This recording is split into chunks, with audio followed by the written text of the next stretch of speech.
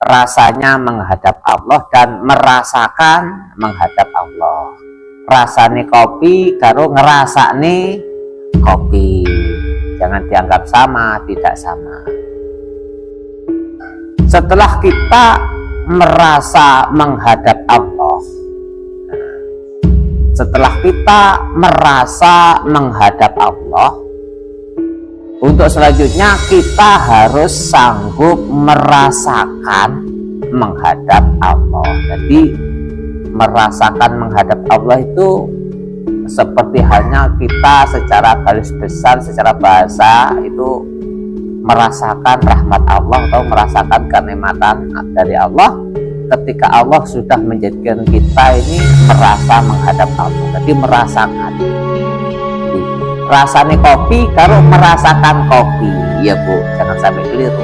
Nah, setelah kita itu memahami tentang siapa yang ada, yang bersifat wujud ini siapa, yang bersifat wujud ini yang ada cuma Allah, terus kita ini merasakan adanya Allah. Nah, ketika kita ini sudah merasakan adanya Allah, otomatis dengan segi berbagai macam segi pengetahuan dan hidayah Allah, ketika hijab ini sudah terbuka, maka kalau merasakan berarti yang dirasakan yang memberikan suatu kenikmatan.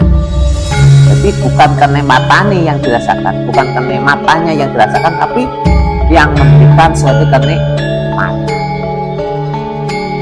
Kalau kita ini membuat wedang kopi, kita merasakan kopi.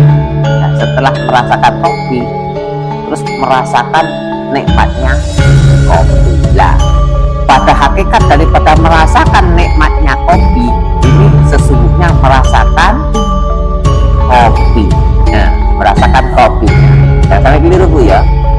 Jadi makanya di sini kan tahapan dari hakikat ini akan menuju ke garis syariat atau wasilah dengan pengembaliannya dari yang menciptakan untuk bersaksi atas yang diciptakan.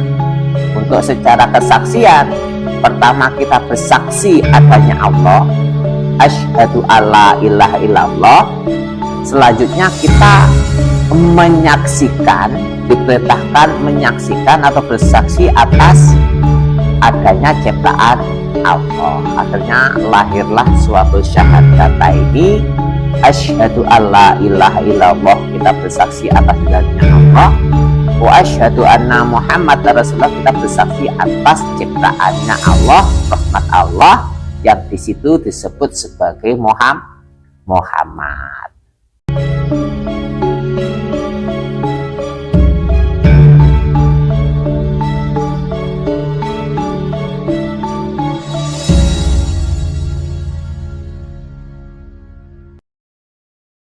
Assalamualaikum warahmatullahi wabarakatuh. Asyhadu an la ilaha illallah wa asyhadu anna Muhammad Rasulullah wa la quwwata illa billahil aliyyil azim la khabratin Muhammad sallallahu alaihi wasallam. Al-Fatihah. A'udzu billahi minasyaitonir rajim. Bismillahirrahmanirrahim. Alhamdulillahi yaumiddin. Iyyaka na'budu wa iyyaka nasta'in. Ihdinas siratal mustaqim. Shiratal ladzina an'amta 'alaihim ghairil maghdubi. Al-Fatihah. A'udzu billahi minasyaitonir rajim. Bismillahirrahmanirrahim. Alhamdulillahi yaumiddin. Iyyaka na'budu wa iyyaka nasta'in. Shiratal mustaqim. Shiratal ladzina an'amta 'alaihim ghairil maghdubi. A'udzu billahi minasyaitonir rajim. Bismillahirrahmanirrahim. Allahumma shalli ala sayyidina Muhammad amma ba'du. Kita ngaji lagi, kita melanjutkan pengajian. Untuk selanjutnya kita akan membahas tentang bagaimana kita merasakan ketika kita sudah menghadap Allah. Jadi yang kemarin judulnya rasanya menghadap Allah, dan selanjutnya kita merasakan menghadap Allah. Jadi beda bahasa, beda maksud nggih Bu. Jadi rasanya menghadap Allah dan merasakan menghadap Allah. Rasane kopi karo ngerasane kopi, jangan dianggap sama, tidak sama. Setelah kita merasa menghadap Allah, Setelah kita merasa menghadap Allah, untuk selanjutnya kita harus sanggup merasakan menghadap Allah. Jadi merasakan menghadap Allah itu seperti halnya kita secara garis besar, secara bahasa itu merasakan rahmat Allah atau merasakan kenikmatan dari Allah ketika Allah sudah menjadikan kita ini merasa menghadap Allah. Jadi merasakan.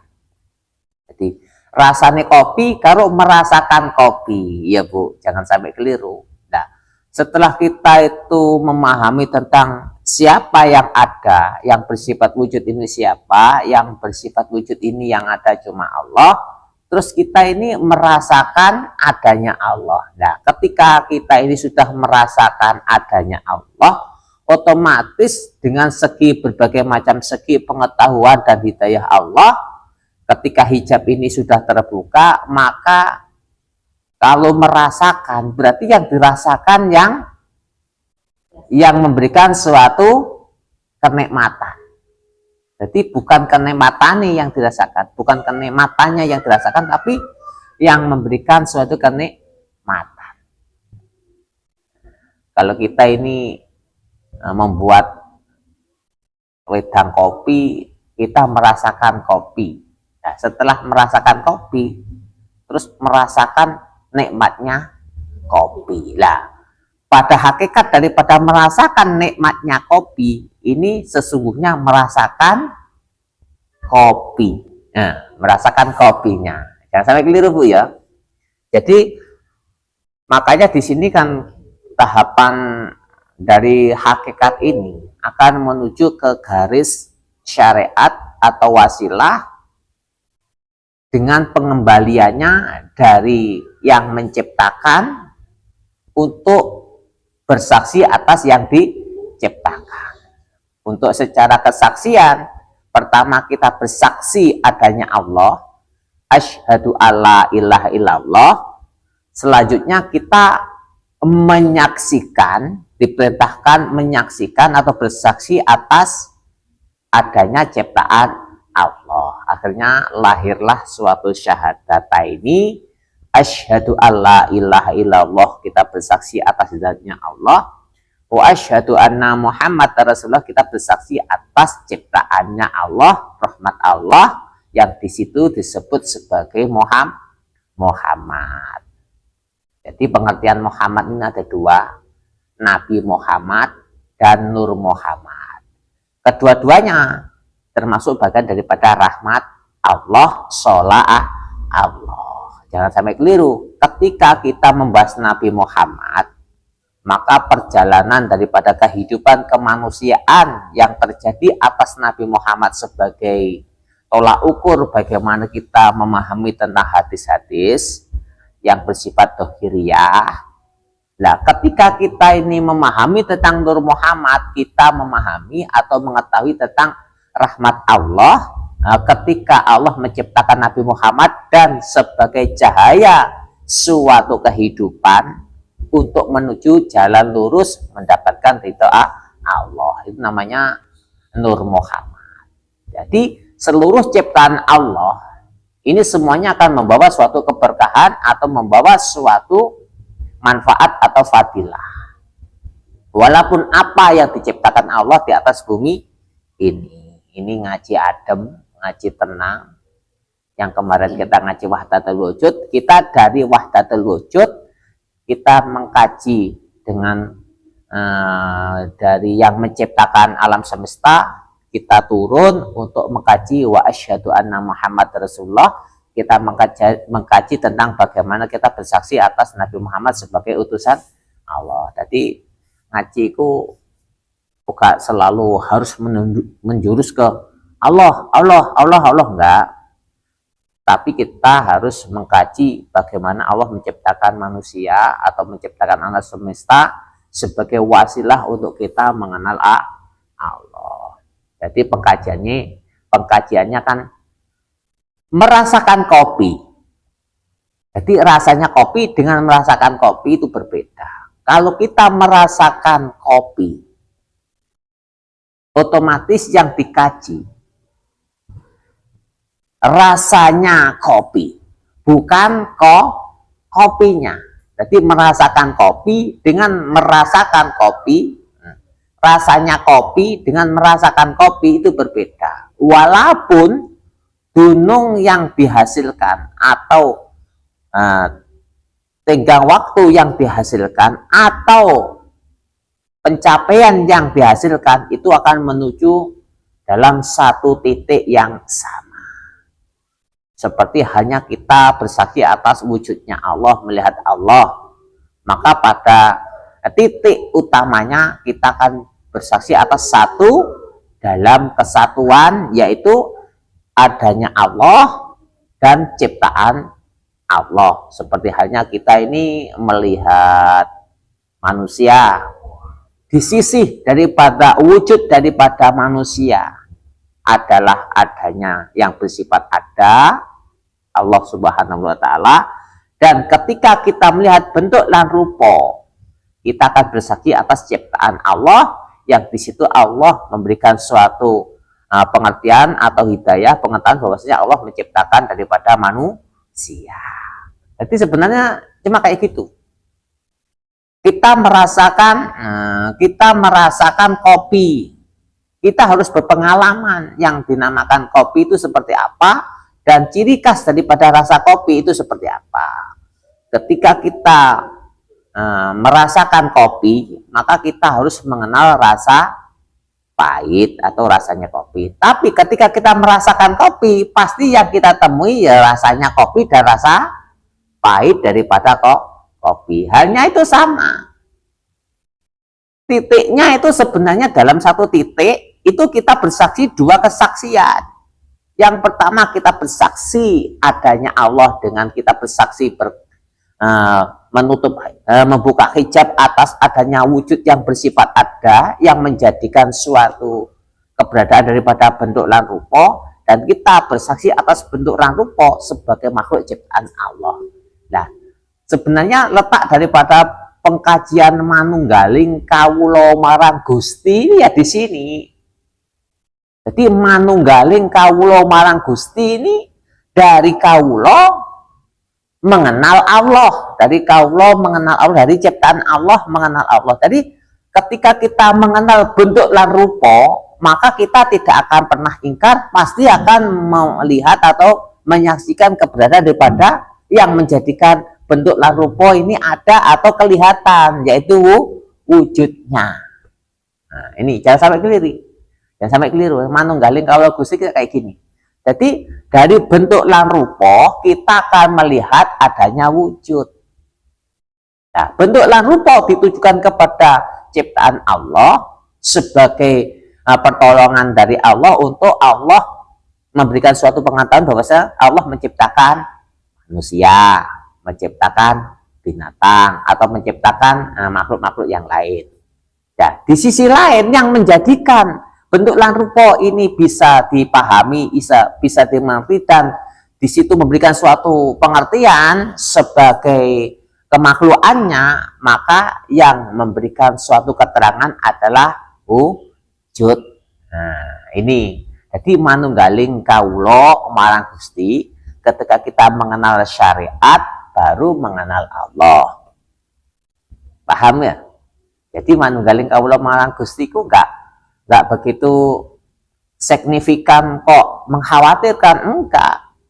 Sebenarnya ya pembahasannya cuma dari syariat terus mengenal hakikatnya. Dari syariat kita mengenal apa yang dimaksud dengan syariat.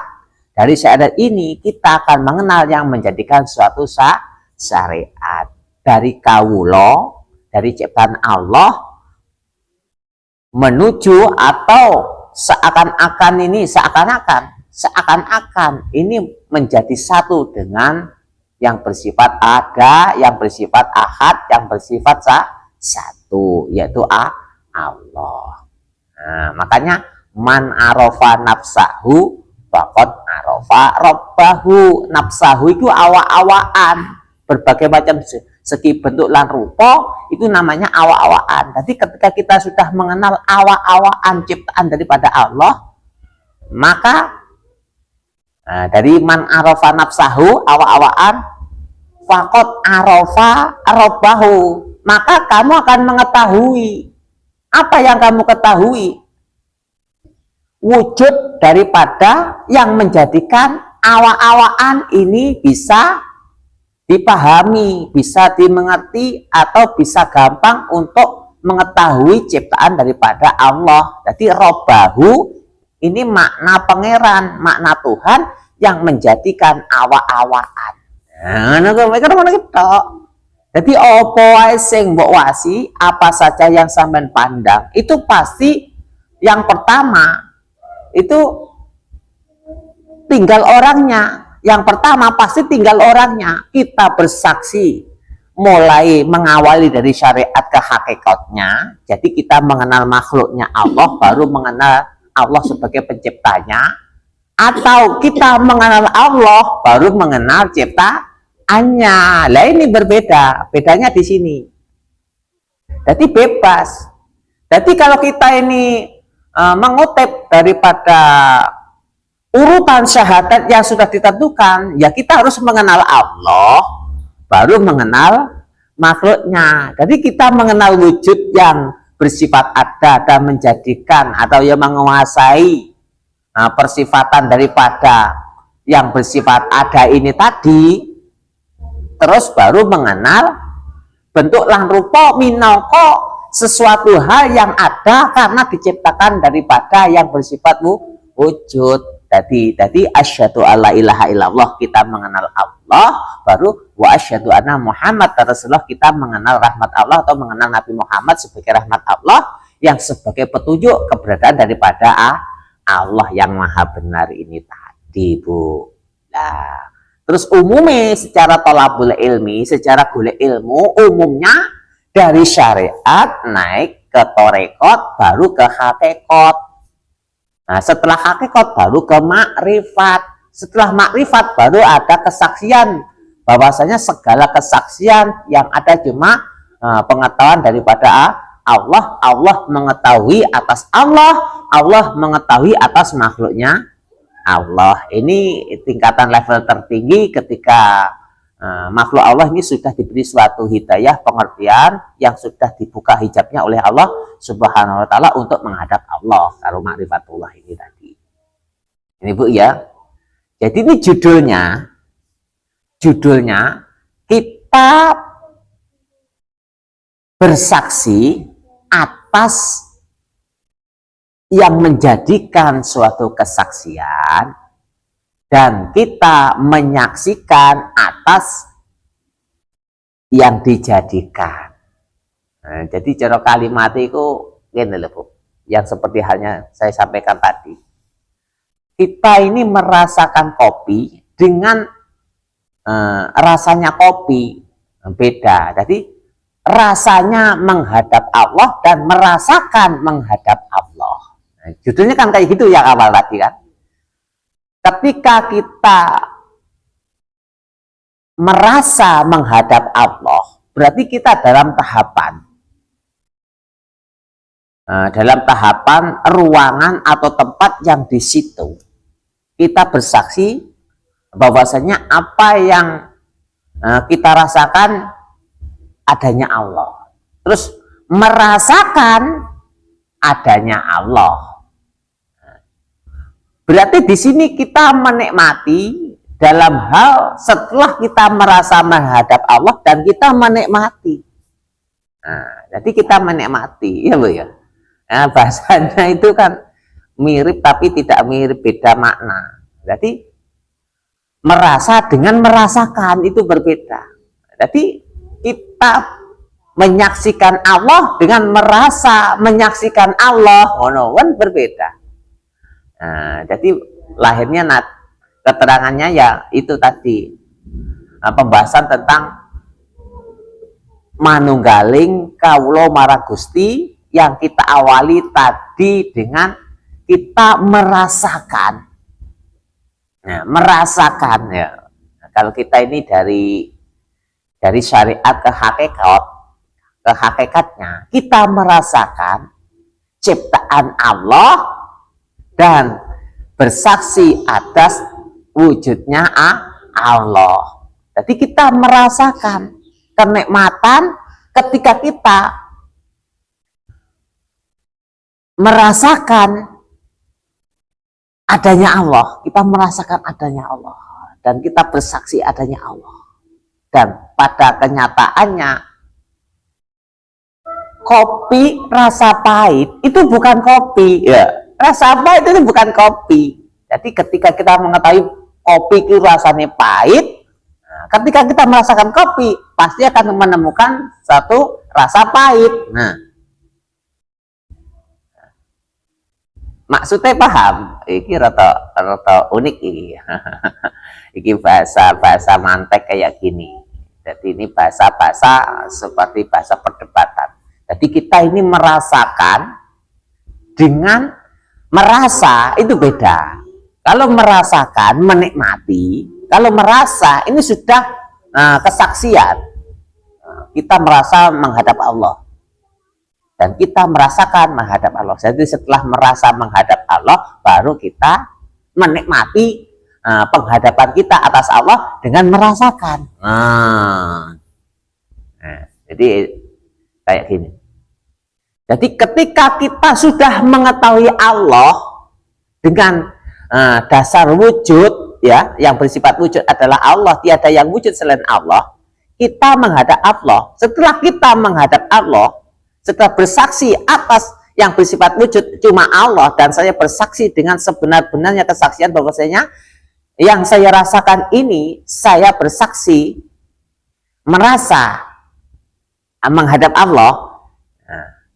Dan selanjutnya kita merasakan menghadap Allah. Setelah kita bersaksi merasa menghadap Allah dan merasakan. Jadi akibat daripada merasa menghadap Allah ini tadi, kita merasakan menghadap Allah ini seperti apa. Jadi sebenarnya konteks yang saya kaji yang ini kan asyhadu alla ilaha illallah. Kita dituntut harus mengenal Allah. Setelah mengenal Allah, kita akan merasakan bagaimana rasanya mengenal Allah. Dan akhirnya Allah menurunkan suatu ciptaannya yang namanya rahmat yang kita nikmati dalam keseharian. Jadi orang itu kalau sudah mengenal Allah, maka dia akan merasakan pengenalannya dirinya atas Allah dengan menikmati segala rahmat Allah. Akhirnya lahirnya surga, lahirnya kenikmatan yang bersifat nikmat itu kan karena setelah manusia ini mengenal Allah. Kalau belum mengenal Allah, kalau langsung surga, nanti bisa musyrik, ngono. Akhirnya kita merasakan nasi yang akhirnya ketika kita merasakan nasi, kesaksian kita atas yang kita rasakan karena kita melihat cuma adanya nasi. Jadi yang menjadikan kita kenyang adalah nasi. Itu konteks yang kurang pas. Memang kan kayak gitu. Harusnya dari kita mengenal Allah baru kita mengenal ciptaan Allah. Ini konteks daripada merasa menghadap Allah dan merasakan ketika sudah menghadap Allah. Tapi konteks yang umum yang dipakai dari merasakan ciptaan Allah baru merasa adanya Allah. Ikilah terus ngaji. Lah gak terus ngaji ya mandek, tetep sing datene warak ya seko, sing datene aku tenang ya duit, sing datene aku seneng ya cewek sing ayo-ayo. Ya ini berbagai macam segi sikon. Nah, aja sampai keliru. Jadi ketika kita mengenal Allah, baru mengenal ciptaan Allah sebagai kita merasakan adanya Allah, ini tidak keliru. Kenapa? Konsep daripada syahadat itu yang benar kan asyhadu alla ilaha illallah, kita bersaksi atas adanya Allah sebagai Tuhan, sebagai pangeran yang tiada duanya, wa asyhadu anna Muhammad Rasulullah, baru kita merasakan syahadat yang awal dan dilanjutkan kita merasakan kenikmatan daripada wa asyhadu anna Muhammad Rasulullah, kita merasakan pencapaian daripada kesaksian kita atas rahmat Allah yang bersifat sholat, yang di sini disebut sebagai Nabi Muhammad sebagai utusan Allah dengan segala macam ajarannya. Konteksnya kayak gitu. Tapi secara umum diawali dengan syariat ke hakikat. Nah, kalau syariat itu kan wa asyhadu anna Muhammad Rasulullah, baru asyhadu alla ilaha illallah. Mengenal makhluknya Allah dulu, baru mengenal Allah. Lala wes mandek teko makhluk Allah tok, gak terus ngajine yo gak kate kenal ning Allah. Akhirnya piye? Asyhadu nekseni sapa? Nekseni Allah. Wis ora Gusti Allah, ya urung krana sing mbok sekseni bendina iki ciptaane Allah atau kate ngaji meneh wegah karena wis rumangsa bener bahasa dikaji dirasa kenyataane rasane keyakinane playune ning makhluk Allah krana iku ngajine ora totok. Dadi dari syariat atau rekod ke hakikat kudu tutuk, lah gak tutuk sampai tidak mengenal Allah sama sekali. Ketika sampai tidak mengenal Allah sama sekali dalam segi menikmati rahmat Allah, ciptaan Allah, nanti kamu akan menjadi manusia yang kufur atau yang bersifat musyrik. Jadi akhirnya keyakinan nih sing dadekne warak seko, sing dadekne ilangi ngelak banyu, sing dadekne suci banyu, akhirnya sing dadekne seneng duit. Dan akhirnya di kono konteks kepangeranan yang maha tunggal, yang bersifat satu, yang bersifat mempunyai satu asma yaitu Allah Subhanahu wa taala, yang bersifat ahad dan siji, itu tidak berlaku. Kenapa? Semuanya dianggap sebagai makhluk Allah, tapi diyakini secara ketuhanan. Nanti sampai keliru. Walaupun kita ngajinya mulai syariat ke syariat tarekat hakikat, makanya ngajinya lawes teko syariat kudu tutup. Kenapa? Inti sari daripada orang dimaksud dalam sejarah suatu keislaman, ketika orang ini mau dikatakan orang ini Islam adalah asyhadu alla ilaha illallah, harus mengetahui tentang bagaimana kita bersaksi atas adanya Allah. Baru ini tahap awal kita harus masuk di dalam ranah disebut orang Islam. Setelah kita masukkan suatu keyakinan atas Allah Subhanahu wa taala sebagai Tuhan pencipta alam semesta, tiada yang lainnya dan tidak akan ada sekutu di antara makhluk-makhluk Allah untuk menyekutukan atas adanya Allah ini, baru wa asyhadu anna Muhammad Rasulullah, kita menikmati pertemuan kita kepada Allah dengan merasakan rahmat Allah yang bersifat rahmat alam semesta. Akhirnya yang rasanya kopi, hakikatnya kembalikan kepada Allah yang memberikan suatu kenikmatan Allah, kita makan, hakikatnya kita kembalikan kepada Allah. Jadi yang menjadikan kita ini tidak lapar adalah Allah. Itu namanya konteks orang yang mengetahui tentang bagaimana saya harus meletakkan keyakinan dan kebenaran dalam segi kehidupan. Dari Allah mengenal makhluk, dari merasa menghadap, terus dilanjutkan merasakan penghadapannya. Jadi konteksnya asyhadu alla ilaha illallah, nakseni Allah, wa asyhadu anna Muhammad Rasulullah, nakseni utusan Allah. Lah kalau kita ngajinya mulai syariat, ya boleh-boleh saja, ya sah-sah saja, wong dalan iku boleh sah saja, tapi kudu totok. Dari syariat harus ke tarekat, baru ke hakikat, karena hakikat ini tadi menunjukkan suatu kebenaran dalam menaruh suatu keyakinan yang tidak ada duanya, yaitu cuma kepada Allah. Lele sampai mandek ini syariat tok, ngaji ini syariat tok, bendina sing mbok amalne syariat tok, gak totok saka tarekat karo hakikate, akhirnya engko sing dadene kon slamet iku syariat. Syariat itu ciptaan Allah, makhluk Allah gak kuasa dadene selamat, tapi saka syariat iki awake mengenal sing dadene awake dhewe selamat, yaitu Allah Subhanahu wa taala.